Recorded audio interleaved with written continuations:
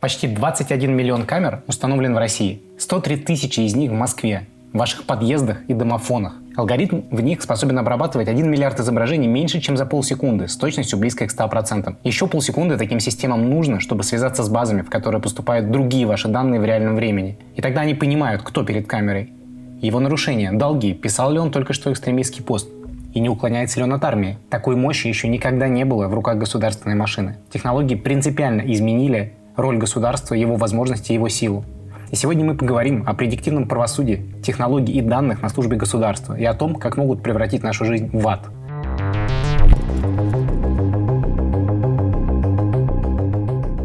Это подкаст аудиоплатформы «Толк», который называется «Бремя технологий». Меня зовут Роман Нестер, я профессор Высшей школы экономики, и я человек, который создавал технологии сбора ваших данных в сети в течение 8 лет.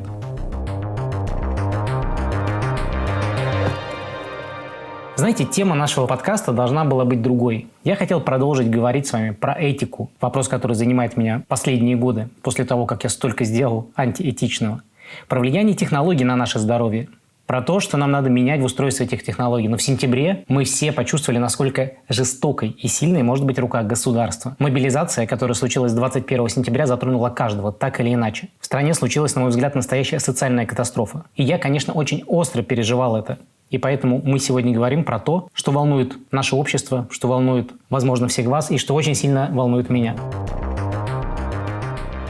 Когда эта катастрофа начала происходить, не обошлось без технологий. Например, появились новости, что 5 москвичей были задержаны в метро благодаря именно технологии распознавания лиц.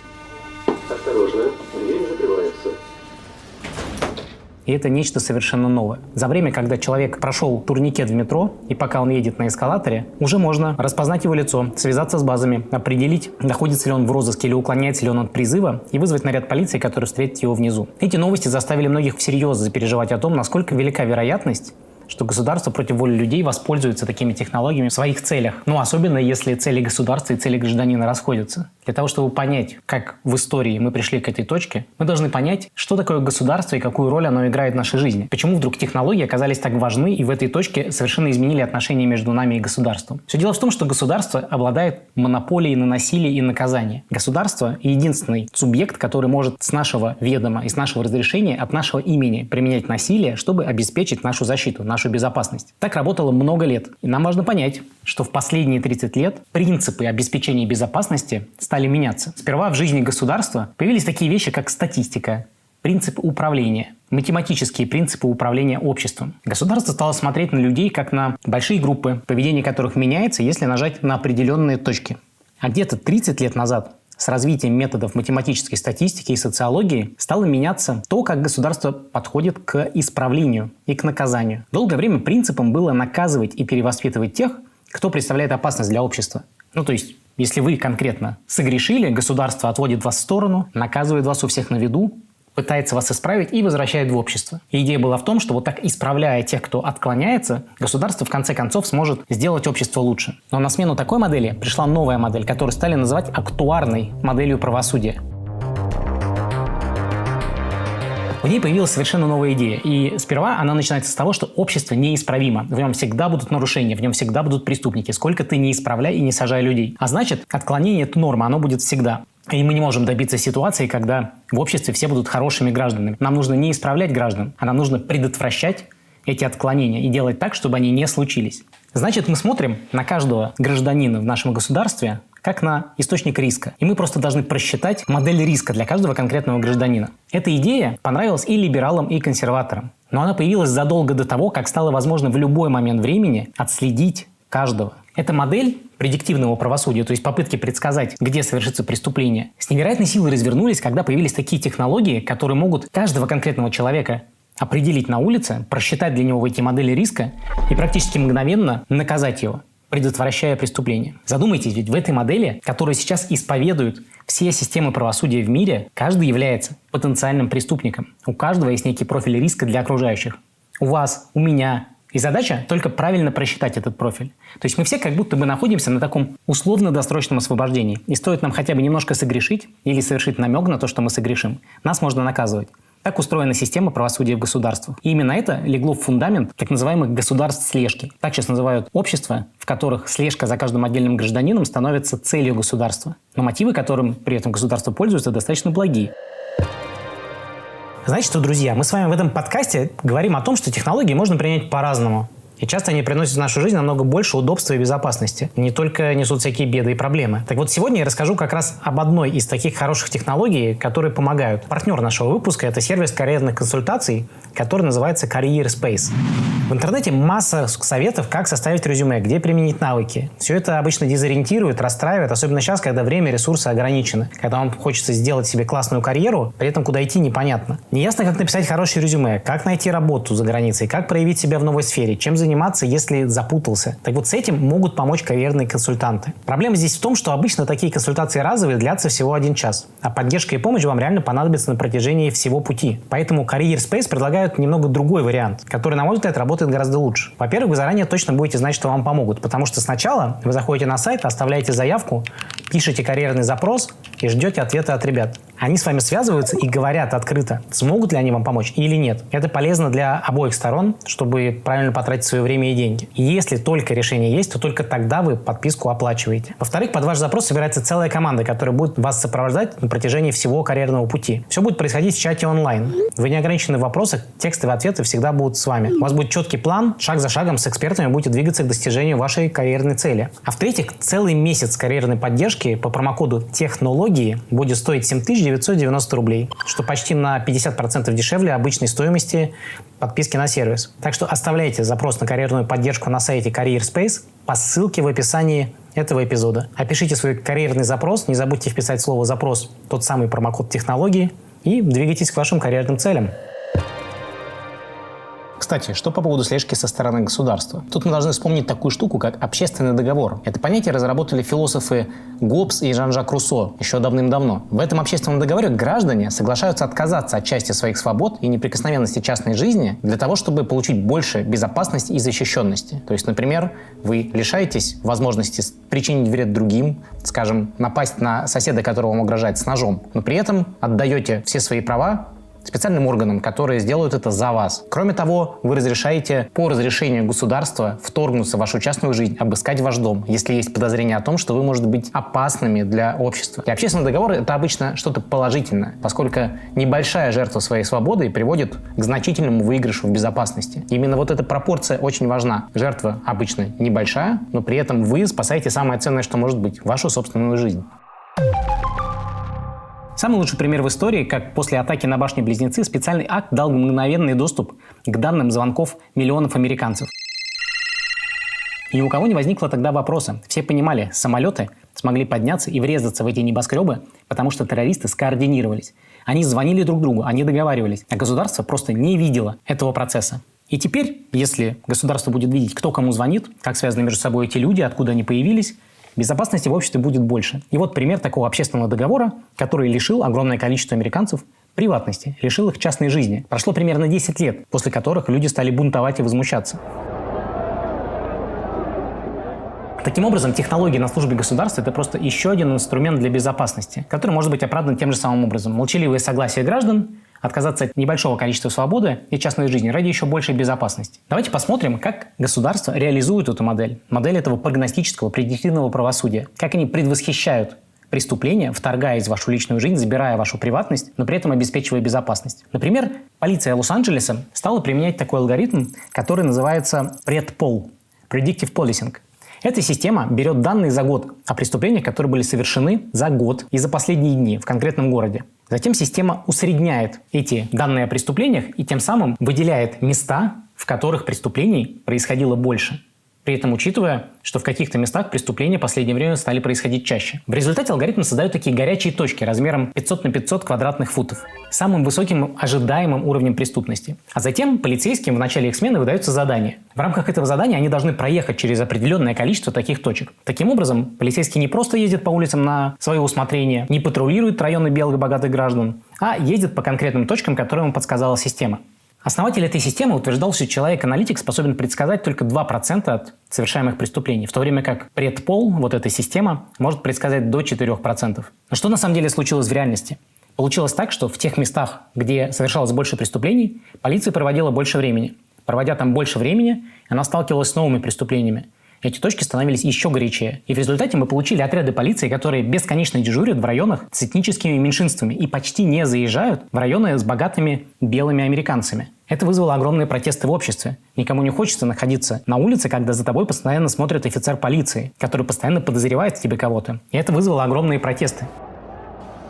Такая система, предпол, называется предиктивной картографией, использованием геолокации для того, чтобы предвосхитить преступление в конкретном месте. Но следующая ступень развития таких систем от прогностического картирования к индивидуальному риск-скорингу. Помните, я говорил, что в актуарном правосудии каждый человек является источником риска. Такая система получила название Laser. Ее применили в Калифорнии. Эта система построена как раз на индивидуальном риск-скоринге. Сперва эта система использует первый шаг – прогностическое картирование. То есть она определяет зоны, как они называют их, лазерные зоны, laser-focused, такие суперточные, откуда больше поступало сообщений о насилии с применением огнестрельного оружия, насильственных преступлениях. И в этих точках также система смотрит, были ли данные об арестах. А затем система накладывает на эти места, на эти точки данные о конкретных гражданах, которые содержатся в специальной базе. В этой базе каждому человеку присваиваются баллы, что уже само по себе, согласитесь, довольно унизительно. Был ли человек членом банды? Участвовал ли он в каких-то инцидентах? Был ли арестован? Был ли он вовлечен в политические контакты? В какой-то момент полиция не остановилась на этих чисто криминальных данных, стала покупать даже коммерческие данные на стороне. Например, у огромной компании Experian, которая продает данные, например, маркетологам. То есть к данным добавилось, в каких группах состоит человек в социальных сетях,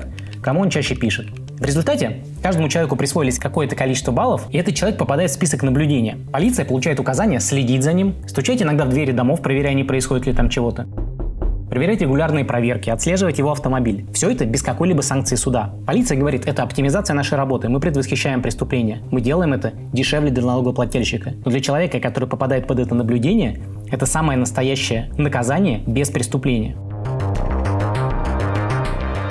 Мы поговорили с вами про системы предиктивного картографирования и про системы индивидуального риск-скоринга. Эти все системы, которые использовались с 2012 года разными полицейскими системами в Великобритании, в США, в Чили. Но следующей ступенью стало развитие систем распознавания лиц. Эти технологии развились очень активно с середины прошлого века, но стали только сейчас хорошо работать. И причин тому 3.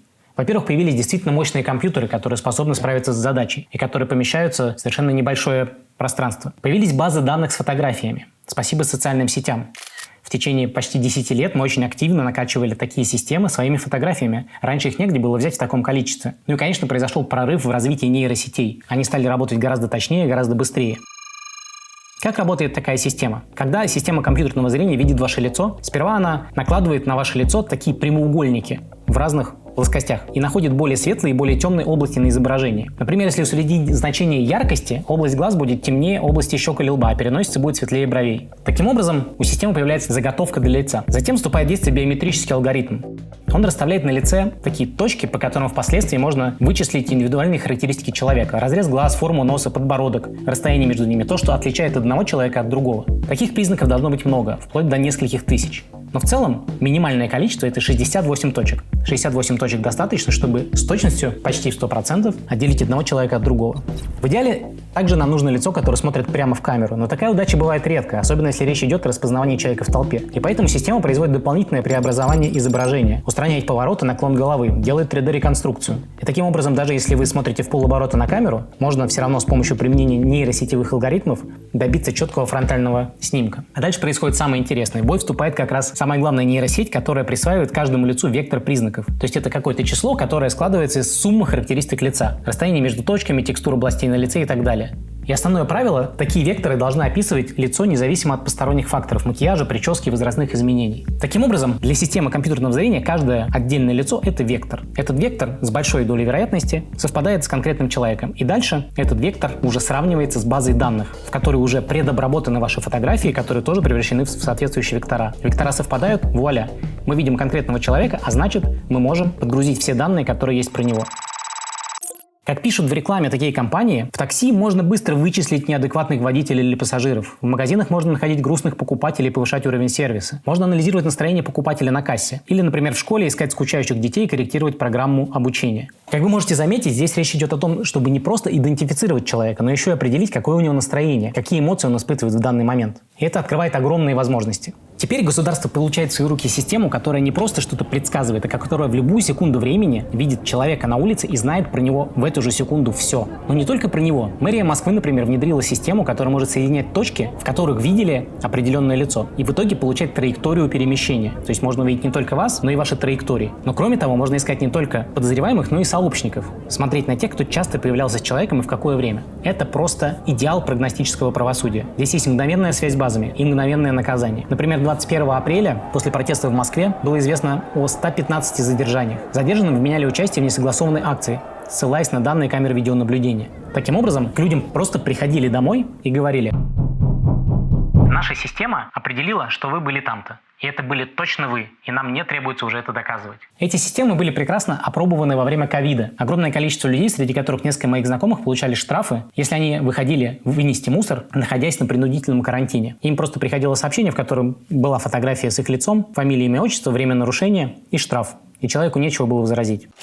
Помимо настроения можно в доли секунды определить кредитную задолженность, купил ли человек только что билет за рубеж, написал ли он радикальный пост прямо перед выходом из дома. И все эти данные будет видеть на своем планшете полицейский, который ждет вот внизу на выходе с эскалатора метро. С одной стороны, это максимально снижает уровень опасности. С другой стороны, это место, в котором общественный договор, в котором вы отдали немного приватности на больше безопасности, сильно качается в сторону того, что вы отдали всю приватность ради увеличения уровня безопасности на какие-то считанные проценты. Но государство никогда не скажет вам, на какую именно долю. Вообще можно задуматься о том, насколько обоснованы такие опасения. Может быть, технологии, про которые я говорю, стоят очень дорого. Может быть, никто не будет их внедрять повсеместно. Может быть, это обычное паникерство. Конечно, например, в той же истории с мобилизацией нет никакой интеграции с такими устаревшими базами, как те, что хранятся в военкоматах. Невозможно по щелчку пальца по сигналу из военкомата на все камеры распознавания отправить сигнал, фиксировать и мгновенно передавать сигнал о призывниках. Это все вопрос долгой, сложной, занудной интеграции. Но важно здесь вот что. Такие технологии стали очень недорогими. Наши лучшие инженеры приложили все усилия, чтобы эти технологии работали безошибочно. Всех этих факторов не было еще несколько лет назад. И теперь этот очень дешевый и очень эффективный инструмент может по щелчку пальца буквально за считанные месяцы быть развернут по запросу практически любого ведомства. Поэтому даже если сегодня эта технология не дает нам 100% покрытия всех наших жизней, то это только вопрос короткого времени, когда это случится. И, конечно, чемпионом здесь является Китай, на который все смотрят. Именно здесь установлена половина всех камер, произведенных когда-либо в мире вообще. За одну секунду китайское правительство может понять все про человека, стоящего перед камерой. Нет ни одной улицы, не покрытых сетью наблюдения, системой распознавания лиц. Причем, если начиналось это как системы, которые должны были бороться с маленькими нарушениями, к примеру, переходы на красный свет, дальше это развернулось, во-первых, в систему социального рейтинга, когда за каждое нарушение, без участия офицеров полиции, без участия человека вообще, совершенно автоматически, человек получал такие дизлайки от государства, уменьшение своего рейтинга, которое в результате закрывало ему возможность покупать билеты на поезда, останавливаться в отелях, то есть постепенно выключало человека из общества. И все это без контакта с человеком. А самое жесткое, для чего эти системы были применены, это, конечно, репрессии в отношении мусульманского меньшинства уйгуров, живущих на севере Китая. Уйгуры в какой-то момент стали протестовать против китайского правительства. Они довольно сильно отличаются этнически, говорят на своем языке. И Китай воспринял их как большую угрозу. Уйгуров миллионы. Они живут не только там, но и по всему Китаю. И государство решило, это может быть такой огромной террористической ячейкой. И оно стало создавать системы, нацеленные конкретно на определение уйгуров в толпе. И скандалы стали публичными. Это все стало известно, когда публичный скандал возник вокруг компаний из Китая, которые поставляли системы компьютерного зрения, в том числе на американский рынок. Обнаружилось, что в списке фич, то есть особенностей, которые может определять система, вот как, например, эмоции человека, была встроена фича определения этноса, переключатель в двух положениях. Уйгур это или нет. Ни про одну другую нацию в эту систему не было встроено такого определителя. Представляете, какой-то инструмент фактически технологизированного автоматического геноцида за доли секунды.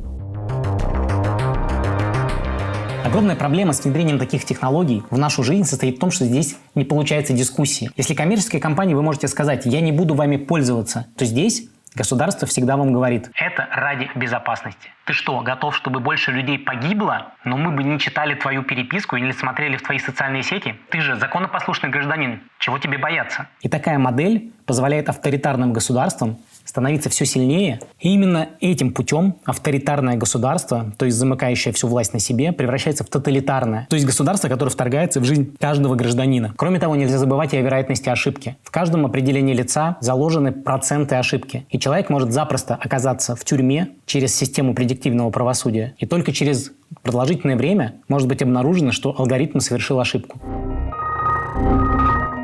В демократических государствах возникли движения, которые стали бороться с таким вмешательством государства в их частную жизнь. Например, в Великобритании появилась организация, которая называется очень интересно Big Brother Watch. Большой брат следит за тобой, а мы следим за большим братом. Это организация, которая подает в суд на полицию, на государство, на города и зачастую побеждает в судах. Например, недавно они добились удаления почти 5 миллионов записей американцев, которые были взяты с них без их согласия. В Берлине происходят массовые протесты против установки камер. В Шотландии отказались от системы распознавания лиц. В Сан-Франциско и еще 16 крупных муниципалитетов в США, включая Окленд, Бостон, на уровне городов запретили использование систем распознавания лиц в принципе. Система предпола, о которой мы говорили, в 2018 году была закрыта в Великобритании в результате протестов активистов. А Лос-Анджелес отказался под давлением от той самой системы Лейзер, во многом потому, что она очень сильно дискриминировала этнические меньшинства.